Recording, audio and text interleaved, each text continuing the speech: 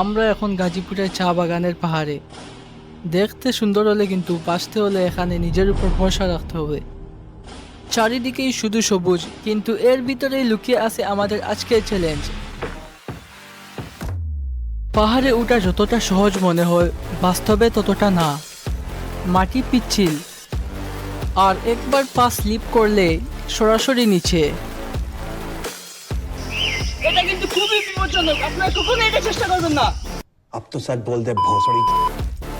অনেকটা পথ উঠে আসার পর শরীর একদম ক্লান্ত হয়ে গেছে, এজন্য একটু বিশ্রাম নিতে হলো। চারিদিকের ভিউটা কিন্তু অসাধারণ, যেদিকেই তাকাই শুধু। বিশ্রাম নেওয়ার পর আমরা আবার নামলাম খাবারের খোঁজে। যে দেখুন, এই যে এটা কিন্তু খিরা না, এটা হলো আসলে এখন আমরা একটা অদ্ভুত জিনিস দেখতে পেলাম। দেখতে অনেকটা পোকা, কিন্তু আসলে এটা একটা হাজার পা।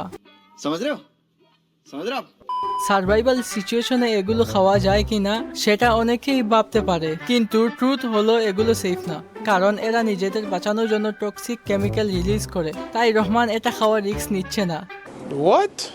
অনেক কষ্ট করে আমরা একটা ছোট খালের কাছে পৌঁছালাম। এখানেই আমাদের খাবারের ব্যবস্থা করতে হবে। হঠাৎ আমরা এখানে একটা চিংড়ি মাছ দেখতে পেলাম, কিন্তু অনেক চেষ্টার পরই আমি এটা ধরতে পারলাম না। এটা আমার হাত থেকে চলে গেল। क्या गुंडा बनेगा रे तू। এটা কিন্তু খুবই দুর্ভাগ্যজনক। तुमसे ना हो पाएगा। 2 hours later. তারপর রহমান আরেকটা চিংড়ি দেখতে পেল। উরি সালা, এই যে দেখুন দেখুন দেখুন দেখুন, সাবধানে সাবধানে। অনেক কষ্টের পর সে এটা ধরে ফেললো। এখন প্রশ্ন হলো, এটা খাওয়া সেফ নাকি রিস্কি? রহমান তো অপেক্ষা করলোই না, সরাসরি খেয়ে ফেললো। मरना तेरे को डर नहीं लगता? এখন কি হবে সেটা পরে দেখা যাবে। সার্ভাইভাল করতে গেলে কখনো কখনো রিস্ক নিতে হয়। এই পাথরটা পার হতে হলে জাম্প ছাড়া আর কোনো উপায় নাই।